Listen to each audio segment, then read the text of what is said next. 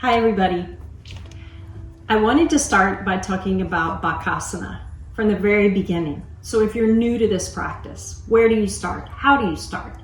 You start with the foundation. The foundation is our arms, is our hands. So when I teach Bakasana, have the fingers spread nice and wide, and I like to slightly turn the hands outward just a bit.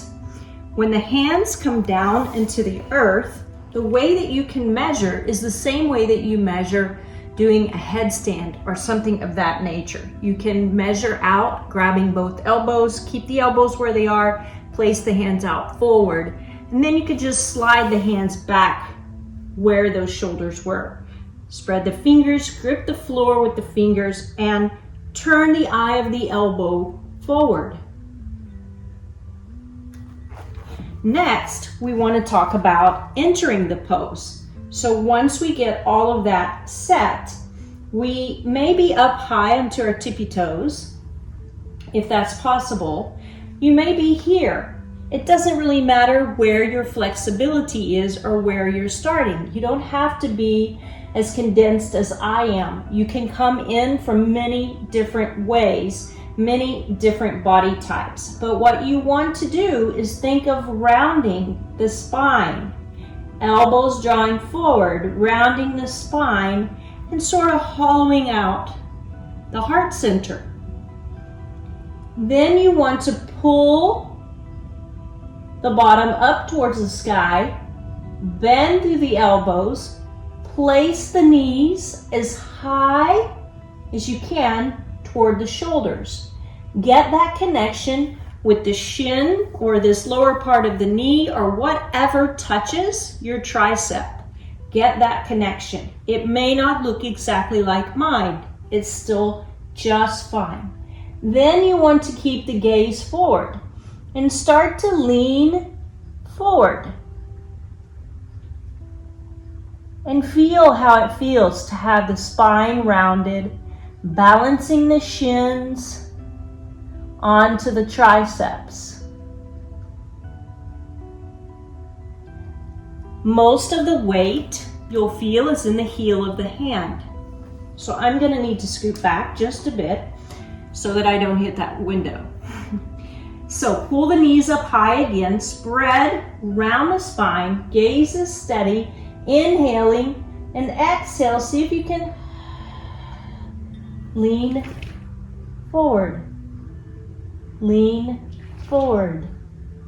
Lean. My feet, my toes have already come away from the earth. I'm doing a crow pose. Breathing. 2, 1, release. Exhale.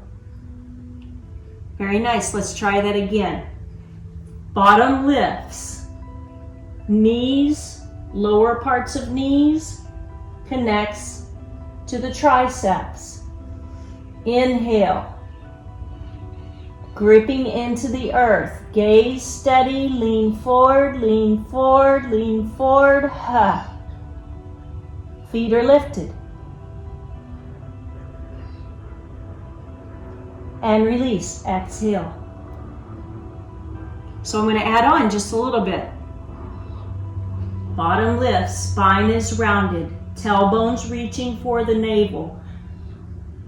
The heart center's hollowed out. And I'm in my crow pose. Now can I see if I can pull one heel up? Can I pull the other heel up? And exhale down. I hope that helps. I think that's a beautiful place to start. And why I think that's a beautiful place to start, because so much of this pose is about trusting in ourselves and trusting in our own strength, not just our outwardly strength, but our inwardly strength, trusting that we are strong enough to hold ourselves, to support ourselves, to be there for ourselves. We are courageous enough to try to lean into the fear, lean into the uncertainty, lean into not knowing whether we're going to faceplant or not.